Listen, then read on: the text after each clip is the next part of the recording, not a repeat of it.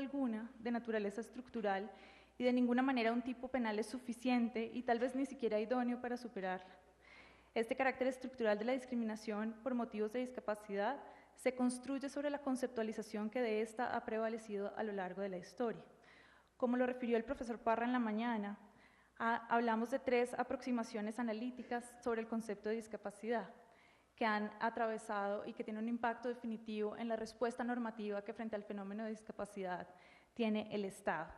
En primer lugar, un modelo de prescindencia en el que la discapacidad se entiende como un castigo divino, como una carga social, y las personas con discapacidad se vuelven entonces objetos de caridad.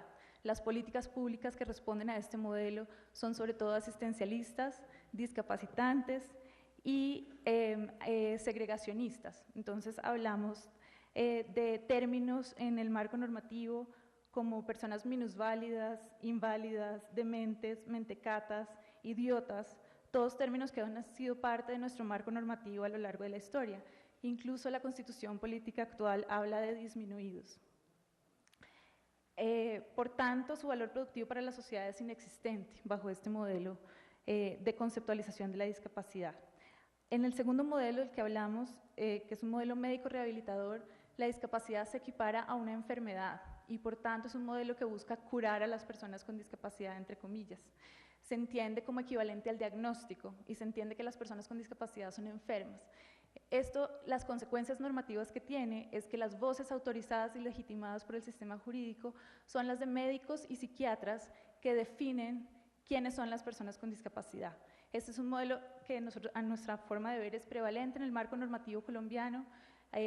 Por ejemplo, para certificar la discapacidad se requiere de la historia clínica o una certificación médica por encima de la voz misma de las personas con discapacidad. La respuesta normativa bajo este modelo es también la de institucionalización o sustracción de la capacidad jurídica de las personas. Finalmente, una tercera forma de conceptualizar la discapacidad es la que se encuentra en la Convención de Naciones Unidas y que entiende que la discapacidad es una construcción social, que hace parte de la diversidad humana y que resulta de la interacción entre las características funcionales de una persona y las barreras en su entorno. Por tanto, desplaza la discapacidad como una característica o un defecto de la persona a la relación que hay con su entorno. Y la obligación del Estado, por tanto, es eliminar las barreras que impiden el ejercicio pleno de los derechos y libertades de las personas con discapacidad. Los principios de la Convención incluyen la autonomía, la accesibilidad y la libertad de tomar las propias decisiones sobre el propio proyecto de vida. Por tanto, la consecuencia normativa bajo este modelo es el reconocimiento pleno de la ciudadanía de las personas con discapacidad y la adopción de medidas efectivas para garantizar su inclusión plena en todos los ámbitos de la vida social. Tenemos un legado de siglos durante los que han prevalecido los modelos de prescindencia y médicos de la discapacidad. Desde el derecho romano y los códigos napoleónicos hablamos de curatela para personas defectuosas y en el derecho romano se hablaba de la curatela furiosis y para los disipadores. Estas concepciones de la discapacidad son los cimientos para las estructuras sociales que sobre ellos se construyen y que resultan en políticas públicas, prácticas y normas orientadas a la exclusión de la vida en sociedad de las personas con discapacidad y a su medicalización. Con la ratificación de la Convención, todo el aparato estatal colombiano, incluyendo esta Corte, debe replantear completamente sus actuaciones frente a la situación de las personas con discapacidad y la modificación de esas estructuras que no se puede hacer únicamente a través de un tipo penal. La exclusión y discriminación de las personas con discapacidad en Colombia ocurre en absolutamente todos los niveles de la vida en sociedad. Así, durante todo su ciclo vital, las personas con discapacidad son anuladas en su dignidad y derechos, tanto por el marco normativo actualmente existente en Colombia como por las prácticas administrativas y sociales. Algunos ejemplos de este carácter estructural de la discriminación contra las personas con discapacidad incluyen la falta de acceso a la información sobre los servicios ofrecidos por el Estado.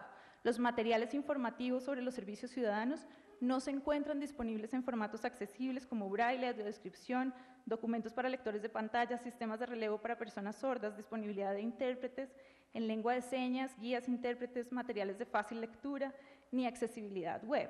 En una investigación realizada por País en el año 2012 acerca de la respuesta de la Defensoría del Pueblo, la Fiscalía General de la Nación y el Instituto de Medicina Legal En casos de violencia sexual contra personas con discapacidad, encontramos que ninguna de estas agencias contaba con materiales informativos accesibles acerca de cómo proceder si una persona con discapacidad es víctima de violencia sexual.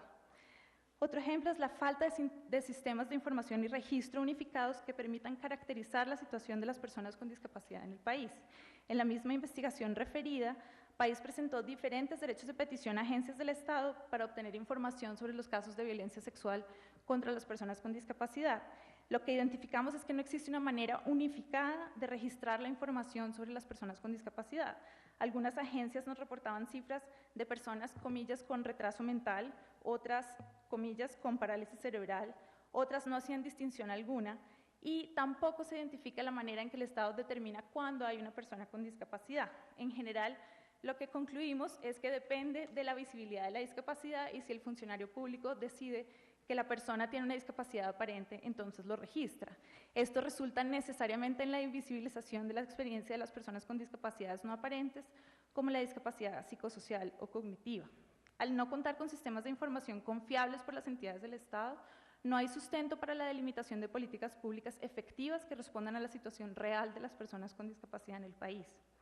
Otro ejemplo es la legitimación normativa de la sustracción de la capacidad jurídica de las personas con discapacidad. El derecho civil colombiano divide a las personas en capaces e incapaces para participar en negocios jurídicos, lo cual es un marco heredado directamente del derecho romano. Así, nuestra normativa actual consagra las figuras de interdicción e inhabilitación en la Ley 1306 de 2009.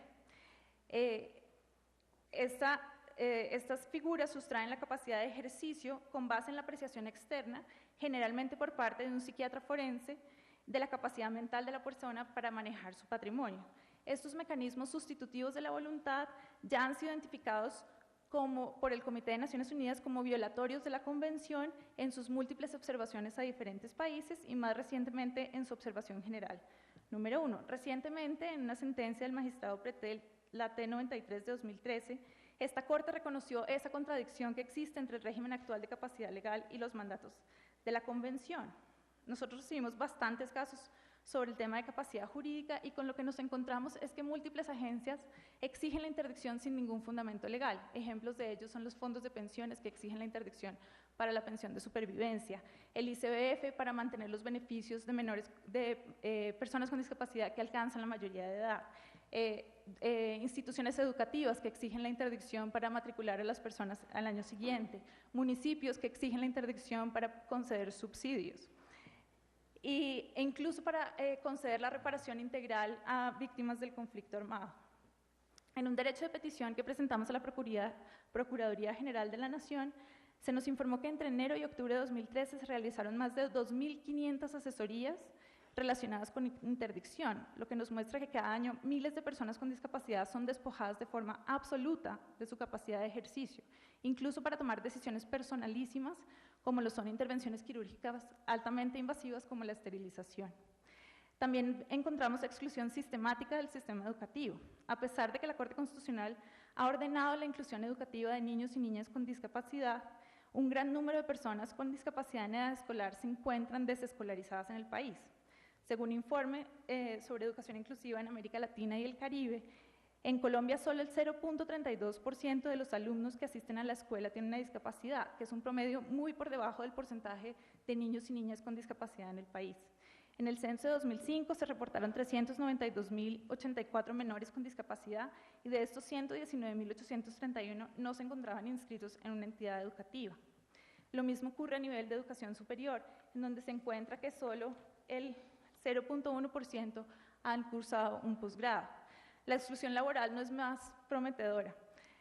A pesar de que la OIT establece como uno de los objetivos del milenio para reducir la pobreza efectiva y real inclusión de las personas con discapacidad, se encuentra que solo el 15.5% de las personas en edad productiva están percibiendo un salario.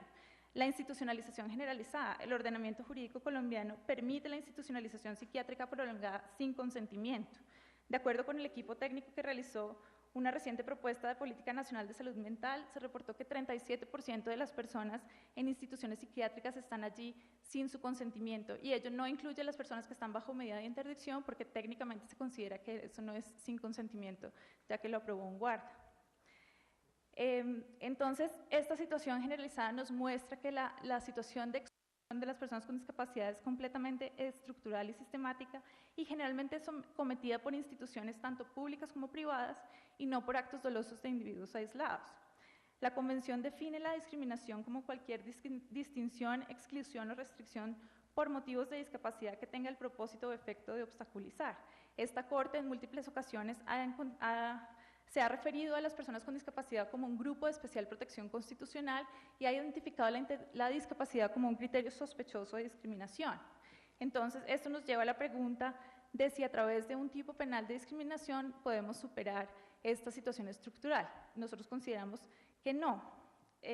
Específicamente hablando de los tipos penales que son objeto de esta demanda, encontramos también que hay informes mundiales que han identificado diferentes tipos de medida para superar situaciones estructurales de discriminación que no contemplan necesariamente la penalización de conductas, como posibilitar el acceso a todos los sistemas y servicios convencionales, invertir en programas y servicios específicos para las personas con discapacidad, adoptar estrategias y planes de acciones nacionales, incorporar personas con discapacidad a todas las instancias decisorias de políticas públicas. En los actos específicos de discriminación, entendemos que en el caso específico sí se cumple los requisitos que ha puesto la Corte para una omisión legislativa relativa, se cumplen todos los elementos. En el estudio que se hizo en nuestra intervención sobre los antecedentes que hubo en el Congreso, no se identifica una razón específica para excluir a las personas con discapacidad, a pesar de que, por ejemplo, los tipos penales comparados analizados por el Congreso incluían penalización de personas con discapacidad, de discriminación contra personas con discapacidad. Y a pesar de que sí reconocemos que se cumplen los elementos de la omisión legislativa relativa, consideramos que como se trata de un tipo penal, hay elementos adicionales de consideración para esta Corte. El derecho penal es en general de reserva estricta del legislativo y esta Corte sí ha ampliado, como dijo la Fiscalía, algunos tipos penales, pero únicamente declarándolos inexequibles parcialmente. En el caso de la exequibilidad condicionada, estaríamos hablando de que hay un tipo penal que en algunas interpretaciones puede violar la Carta Política y en otras no, como por ejemplo fue el caso de la consideración de aborto, que se consideró que hay unas interpretaciones que sí violan la Constitución y otras que no. En este caso se estaría modificando un elemento estructural del tipo, que estaría contrario al principio de legalidad, que es fundante para la democracia. Por lo tanto, consideramos que, aunque sí hay una omisión legislativa relativa, y en eso concordamos con el demandante, pensamos que es de reserva estricta del legislativo ampliar el tipo penal para incluir un nuevo elemento estructural del tipo, que es un sujeto pasivo adicional. Muchas gracias.